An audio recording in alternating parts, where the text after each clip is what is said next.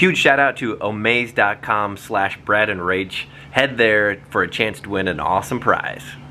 How fun would it be to live with our 3 kids and us full-time in a tiny home? You could win a custom tiny home designed by Tiny Heirloom worth up to $150,000. Plus, the taxes and shipping costs are covered. Fully customize the home of your dreams. Choose everything from the architectural style to the luxury finishing touches. Get a personalized design consultation with the team at Tiny Heirloom via video chat, or we'll fly you out to Portland, Oregon to consult in person. What customizations would you make to the house? And why is this such a great prize? Because not only do you get a tiny home, you're supporting a nonprofit organization called Girls Build. It's really cool because they support girls from ages 8 to 14, and it's basically like a summer camp where they go out and they learn carpentry and plumbing and electrical, all these life skills that they're gonna need. I might need to go there. So Girls Build is based out of Portland, Oregon, and your donation for a chance to win a tiny home can help fund summer camp and class scholarships, critical staff positions, and free classes for kids in foster care. So to potentially win this awesome tiny home and support Girls Build, go to omaze.com/Brad and Rach. So pause this video, head over to their website, and enter for a chance to win. Huge thank you to Omaze for sponsoring today's video. If you guys want a chance at winning a tiny home, then go to omaze.com/Brad and Rach and enter now.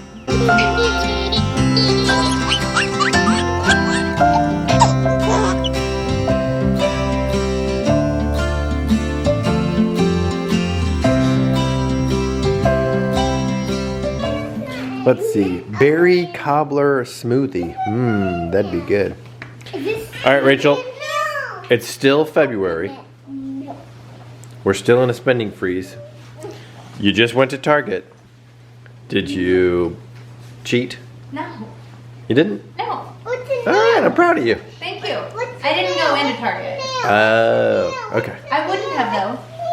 It's empty, buddy. To clarify for everybody, I went to Target for food, milk, and I got a new kind of milk. It has, it's like a mixture of almond and cashew milk, but it looks like they've added, not that one. Oh. But that one looked good too. That's a chocolate, what was it? Yeah, it's almond and cashew. It is? Yeah. That was almond and cashew too, but it has 10 grams of protein. Normal almond milk or cashew milk only has like a couple of grams of protein, and that's one of the big differences. See you, Wee Wee. See you later. Bye, we love you. Have fun. She's smiling. That's one of the big differences between the nut milks and dairy milk is that they don't have near as much protein. But this has, it must have protein added, which I'm excited about. All right, we're going down to your parents. I hope everybody really enjoyed that monologue on the differences between the types of milk. Thanks for coming to my Rach talk. Hey, so I got a text message from Barb this morning. So Dennis is out golfing. He's on a golf trip. And so Barb texted me this morning. She's like, hey, Brad, can you come over this afternoon and help me measure a log?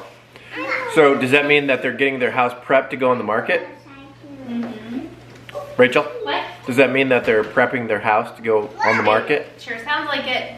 We shall see. We'll take you along. So, Barb, we were trying to hypothesize with the vlog. Because I'm here to measure a log, does that mean you're getting the house ready for the market? It sure is. Seriously? Does Dennis know this? It's official? Yeah, I think he's excited. Oh, all right. I mean, it's just, with the market, you just can't pass it up. It's just too good a time. Let's do this. I think Dad's a little sad though. Well, I know, I mean, we probably would stay here another 3 or 4 years, but Yeah. the timing is perfect. Those are so cute. Yeah, she wanted to wear those like baby socks. Okay, this.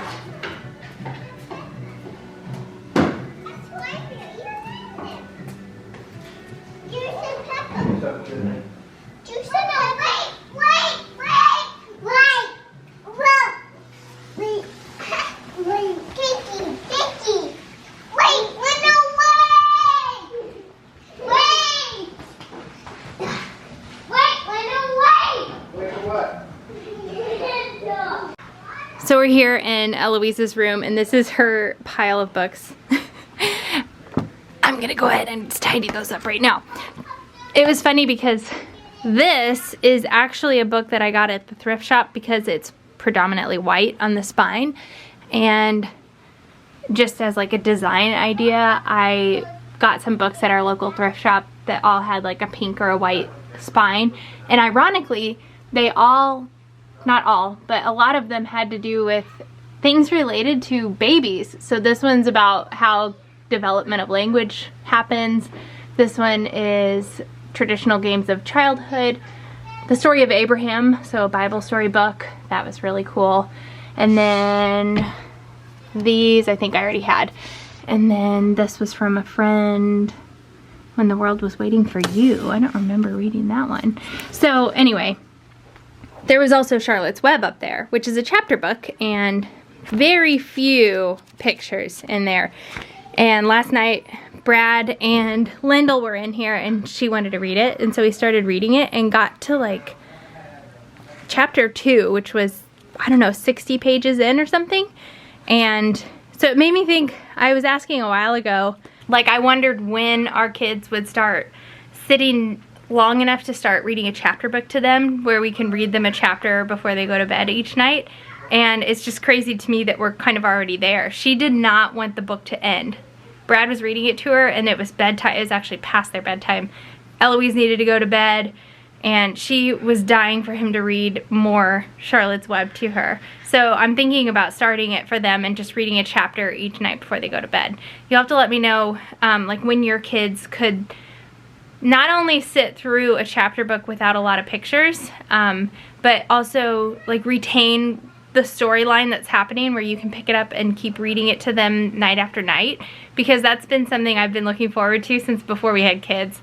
I want to read all of the Harry Potter books to them, and I just feel like that probably will be a few years away. I'll probably wait until they're school aged for that and just kind of go along as Harry Potter progresses through the years of school, go along and read that to them. But you'll have to let me know when you started reading chapter books to your kids at bedtime instead of like just picture books. Let me see it.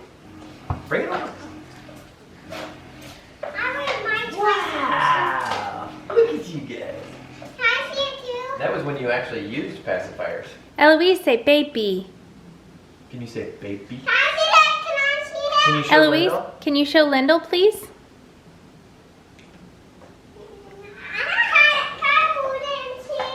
Can you hold it and see? Can she hold it, wee wee? That's actually what sparked me pulling those up, is that I was trying to find a clip or a picture. Why not? Oh, whoa, because you're burning You out. can. You're burning rubber.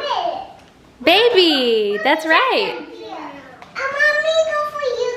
Oh, whoa.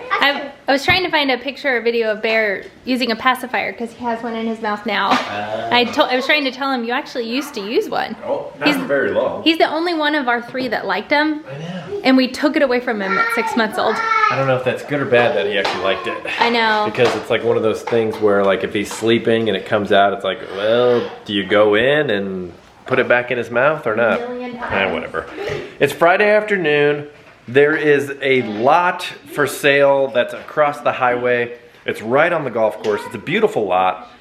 So we're gonna go look at it with Barb. It's at the end of a cul-de-sac. There's a couple of the negatives, which we'll talk about the negatives when we get there. It's the end of an era. This is almost 24 hours worth of milk. It feels like it. Are you sad or happy or? Not as sad now that like I know we're gonna be having maybe 2 more. It's not as sad now, but it's always bittersweet. Actually, it wasn't bittersweet at all with them. It was just sweet because I had been tandem nursing for over a year and I was pregnant, so. Yeah, that was stressful. It was. I was like ready to be done with the twins. 1 year was the mark I was going for. And then as we got closer to 1 year, I was like, well, let's just get through the winter to like maybe March.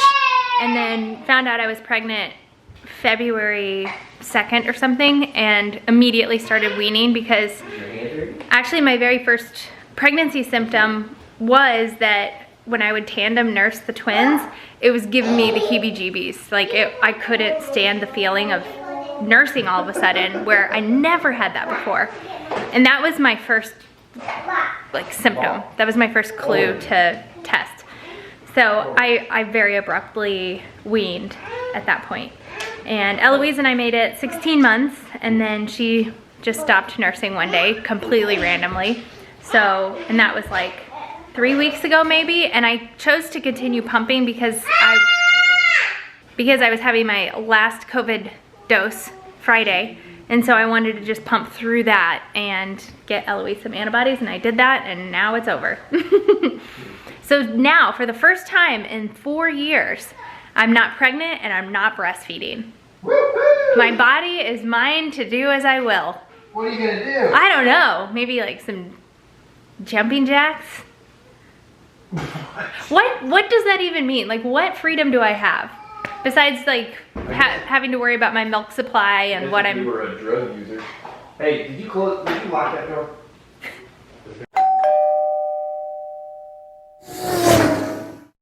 So Brad and I did something this morning that I don't think I've done since like high school.